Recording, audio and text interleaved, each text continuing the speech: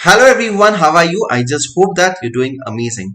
सो guys, आज का ये वीडियो होगा लॉ की स्ट्रेटजी कैसे रहनी चाहिए। लास्ट कुछ समय है हमारे पास, 15 दिन ही कहूंगा मैं, तो कैसे होनी चाहिए। तो यार फटाफट से आपको कुछ चीजें बताता हूँ। ये वाला पर्पसली ये वीडियो बनाया है क्योंकि मैंने मेरे टेलीग्राम चैनल पर पोल करवाया था और मैक्सिमम लोगों ने कहा था कि सर लॉ की स्ट्रेटजी कैसे होनी चाहिए ये बता दो। सो अगर आप लोगों ने अभी तक मेरा टेलीग्राम चैनल फॉलो नहीं किया होगा तो मैं डिस्क्रिप्शन में इसकी लिंक दे रहा हूँ, so that you guys will be updated on all the recent things that needs to be taken care of. ठीक है, तो फटाफट से शुरू करते हैं।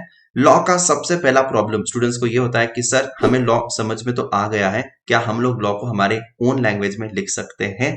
My answer is absolutely yes. You can write the law paper in your own language, कोई भी प्रॉब्लम नहीं है। There is not any problem even if you are writing the paper in your own language, absolutely fine. लेकिन आपको कुछ चीजों का ध्यान रखना होगा, जैसे कि क्या? जैसे कि आपको ध्यान रखना होगा कि आप लोग टेक्निकल भाषा का कुछ इस्तेमाल कर रहे हो, टेक्निकल भाषा का कुछ प्रयोग कर रहे हो। ठीक है, सो आप लोग को टेक्निकल लैंग्वेज का बहुत ज्यादा ध्यान रखना होगा। जैसे कि सर एग्जांपल दीजिए, जैसे कि मैं कह रहा हूं कि मेरी एज जो है ना वो 18 प्लस हो चुकी है। In spite of that I have to use the word major, I have to use the word minor, I have accepted it. ठीक है, तो एक्सेप्टेंस क्या है? ये आई हैव रिसीव्ड नहीं कहोगे, I have accepted the particular thing. तो I have accepted the offer, तो यहां पर मैं क्या यूज कर रहा हूं? एक्सेप्टेड। सो यहां पर ये छोटी छोटी कुछ चीजों का ध्यान रखना है आपको। सो लैंग्वेज आपकी ओन बिल्कुल रह सकती है, लेकिन आपको टेक्निकल वर्ड्स का इस्तेमाल करना होगा। सर ये कहां से करें? कुछ नहीं, बहुत ही आसान है। पढ़ाई अच्छे से हुई है, टेंशन मत लो, टेक्निकल वर्ड्स भी आ जाएंगे। आपको रेफर करनी होगी आरटीपीस और एमटीपीस।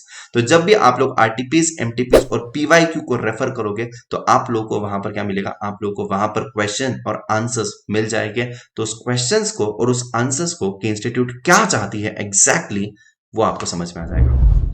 दूसरी प्रॉब्लम एक जो स्टूडेंट्स को होती है कि एक तो they are not able to complete their paper. The reason is if they are not able to complete their paper, उसके पीछे रीजन होता है कि बच्चे इमोशनल हो जाते हैं और बहुत ज्यादा लिखते रहते हैं एक particular answer. But I would say that to the point आपको आंसर लिखना होता है, बहुत ज्यादा भी नहीं लिखना है। दूसरी एक प्रॉब्लम आती है कि सर हमें मार्क्स नहीं मिलते, मुझे समझ में तो सब कुछ आया था, वो है बहुत छोटा आंसर लिख देते हैं, डायरेक्टली कंक्लूजन पर जंप कर रहे हैं, प्रोविजंस को लिख नहीं रहे। तो आपको प्रोविजंस को लिखना पड़ेगा, आपको फैक्ट्स लिखने पड़ेगे केस के, और then you have to conclude the answers.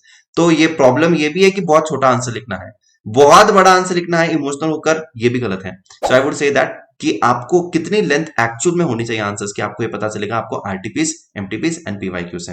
So at this point of time I would say that कि आपके पास ये लास्ट के जब 15 दिन बचे हैं, तो आपको इस 15 दिन में क्या करना है? रोज डेली बेसिस पर कुछ ना कुछ क्वेश्चंस मुझे देखने, कुछ ना कुछ मतलब मैं कहूंगा कि यार अराउंड अराउंड 3-4 क्वेश्चंस तो मैं डेली देख ही सकता हूँ, 5 क्वेश्चंस तो मैं डेली देख ही सकता हूँ। If I am taking 5 questions from MTP, दूसरे दिन 5 क्वेश्चंस फ्रॉम आरटीपीस, तीसरे दिन 5 questions from PYQ, if I am doing this on daily basis, 5 questions के लिए कितना समय लगने वाला है? रिवीजन तो वैसे भी करते ही हो ना, तो पीवाईक्यू, एमटीपीस, इनसे रिवीजन करो। सो ऐसे समय पर आपको पता चलेगा कि मुझे आंसर्स कैसे लिखना है और उसकी लेंथ कैसे होनी चाहिए।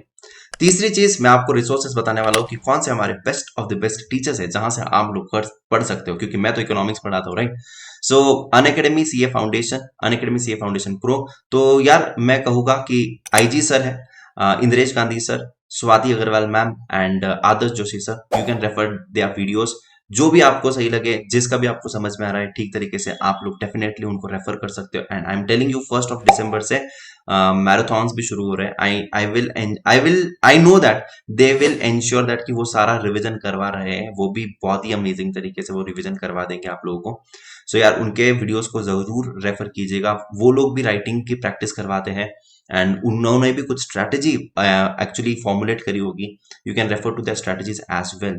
सो बट हाँ, एक चीज जो मुझे स्पेसिफिकली हाईलाइट करनी थी कि आरटीपी, एमटीपी, पीवाईक्यू की प्रैक्टिस जरूर जरूर जरूर कीजिए।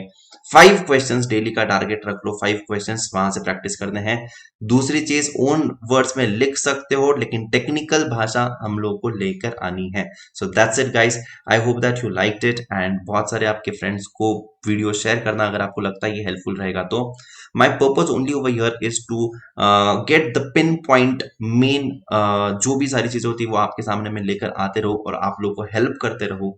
So if at all you feel it is good, definitely do subscribe to the channel, do share it with your friends. Thank you so much guys, bye bye and take care, see you soon in the next video. अगर कोई और भी subject की strategy बनानी है तो do let me know in the comment section, definitely I will be coming up with that for you guys. Thank you so much.